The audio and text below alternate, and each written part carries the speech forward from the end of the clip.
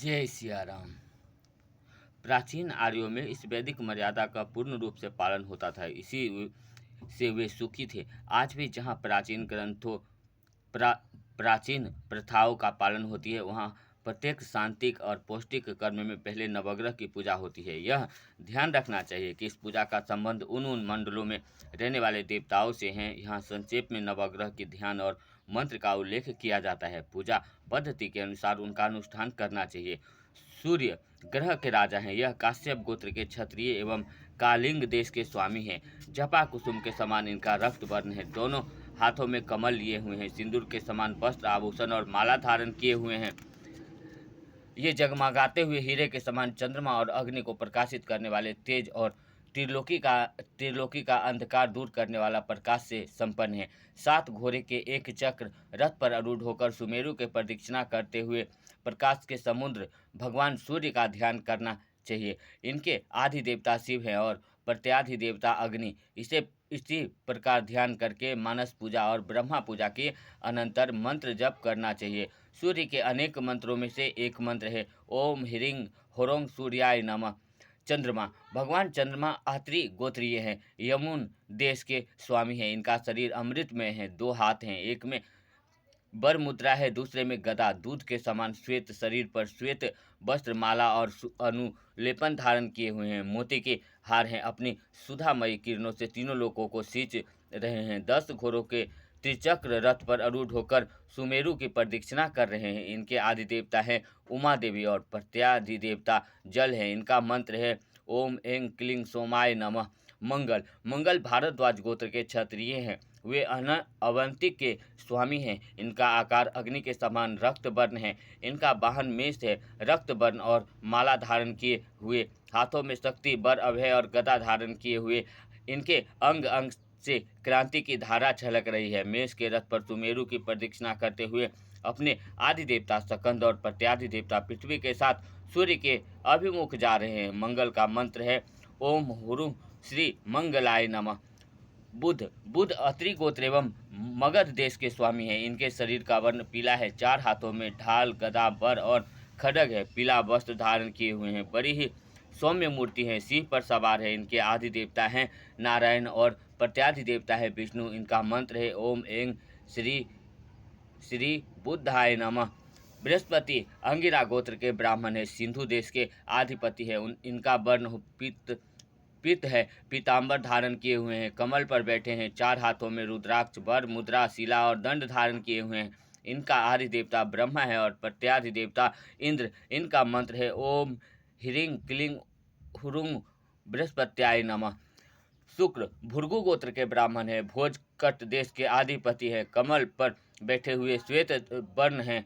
4 हाथों में रुद्राक्ष, वर, मुद्रा, शिला और दंड हैं। श्वेत वस्त्र धारण किए हुए हैं।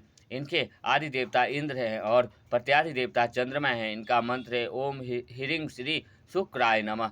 ये शनि ये काश्यप गोत्र के शूद्र सौराष्ट्र प्रदेश के अधिपति है। इनका वर्ण कृष्ण है। ये कृष्ण वस्त्र धारण किए हुए हैं। चारों हाथों में बाण, बर, शूल, धनुष और इनका वाहन गिद्ध है। इनके आदि देवता यमराज और प्रत्यादि देवता प्रजापति हैं। इनका मंत्र है ओम ऐं ह्रीं श्री शनिचराय नमः। राहु पैठिनस गोत्र के शूद्र हैं। मलय देश के अधिपति है। इनका वर्ण कृष्ण है और वस्त्र भी कृष्ण ही है। इनका वाहन है सिंह। 4 हाथों में खड्ग, वर, शूल और ढाल लिए हैं। इनका आदि देवता काल है और प्रत्यादि देवता सर्प है। इनका मंत्र है ओम ऐं ह्रीं राहवे नमः। ए केतु ये जेमनी गोत्र के शूद्र हैं। कुशद्वीप के अधिपति हैं। इनका वर्ण धुआं सा है और वैसा ही वस्त्र भी धारण किए हुए हैं। मुख विकृत है। गिद्ध वाहन है। 2 हाथों में बर, मुद्रा तथा गदा है। इनके आदि देवता हैं चित्रगुप्त तथा प्रत्यादि देवता है ब्रह्मा। इनका मंत्र है ओम ह्रीं ऐं केतवे नमः। ये सभी ग्रह अपनी अपनी गति से सूर्य की ओर बढ़ रहे हैं। सबका मुख सूर्य की ओर है। पृथ्वी के साथ सबका संबंध है। प्रत्येक शांति और पुष्टि कर्म में इनकी आराधना होती है। पृथक अरिष्ट के अनुसार भी इनकी पूजा की जाती है। इनमें से किसी एक को प्रसन्न करके उनसे वांछित फल प्राप्त किया जा सकता है। जिस ग्रह का जो वर्ण है उसी रंग का वस्तुएं प्राय पूजा में लगाई जाती है। मंत्र का जितना जप होता है उसका 10 हवन होता है। हवन में भिन्न भिन्न प्रकारों की समिधाएं काम में लाई जाती है। सूर्य के लिए मदार आक आक, चंद्रमा के लिए पलाश, मंगल के लिए खैर, बुध के लिए चिचोरी, अपमार्ग, बृहस्पति के लिए पीपल, शुक्र के लिए गुलर, शनिचर के लिए शमी, राहु के लिए केतु के लिए दुर्वा एवं कुश का प्रयोग होता है। इस प्रकार पूजा करने से ये ग्रह संतुष्ट हो जाते हैं और किसी प्रकार का अनिष्ट न करके सब प्रकार के इष्ट साधन करते हैं। नवग्रह की दोष शांति के लिए रत्न धारण किए जाते हैं। सूर्य के लिए माणिक्य, चंद्रमा के लिए मोती, मंगल के लिए परवाल मूंगा, बुध के लिए मरकत मणि पन्ना, बृहस्पति के लिए पुष्पराग, शुक्र के लिए हीरा, शनि के लिए नीलकांत मणि, राहु के लिए गोमेद और केतु के लिए वैदूर्य मणि। इनके धारण करने से ग्रहों के दोष शांति हो जाते हैं।